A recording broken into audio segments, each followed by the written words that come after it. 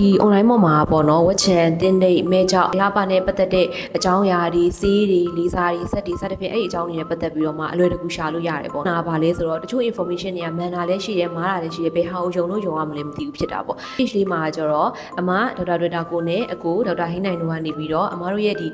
aesthetic feed ထဲမှာခုနှစ်တာရှိခဲ့တဲ့အတွေ့အကြုံတွေနဲ့ပေါ့ American knowledge တွေကိုအခြေခံပြီးတော့မှသိလို့တဲ့အရာလေးတွေကိုအမတို့ကတက်နိုင်တဲ့လောက်ဖြည့်သွားပေးမှာဖြစ်တယ်။စိတ်ထဲမှာမရှင်းနေတာမျိုးကိုလုံးမဲ့ကုထုံးတွေမှာသိကျင်တာမျိုးတွေရှိခဲ့မယ်ဆိုရင်အမတို့ကိုဒီ comment ဒါမှမဟုတ် messenger ကနေပြီးတော့မှလာပြီးတော့မှမေးလို့ရတယ်။အမတို့တက်နိုင်ဆုံးအလွယ်ကူဆုံးအယိုးရှင်းဆုံးဖြစ်အောင်လို့ဖြည့်ပေးသွားမှာဖြစ်တယ်။အင်းဒီစတာမိခဲ့ပြီးပါဘာလို့လဲဆိုတော့ခုနောက်ပိုင်းကအဲ့လို AI နေမိကြတယ်ပြီးတော့ AI နေကနေပြောထားတဲ့ script တွေနဲ့လုပ်ထားတဲ့ဒီ video တွေလည်းအများကြီးရှိတယ်။အဲ့ video တွေမှာတချို့ information တွေကကျွန်တော်လည်း AI သုံးပါတယ်ဒါပေမဲ့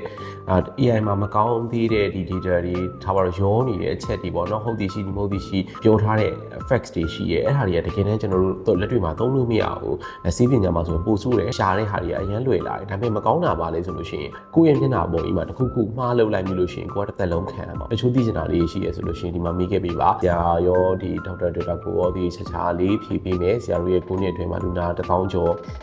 ကိုအချိန်ပေါင်းများစွာ treatment တွေအများကြီးလုပ်ခဲ့ပြီးသွားပြီအဲ့ဒီရလာတဲ့ treatment ရဲ့ result တွေအဲ့ဒီရလာတဲ့ treatment တွေ experience တွေအကုန်လုံးပြပြသွားပေးမယ်ရိုးရှင်းဆုံးဖြစ်အောင်ပေါ့နော်အဲ့တော့ comment လေးတွေရေးခဲ့ပေးပါကျေးဇူးတင်ပါတယ်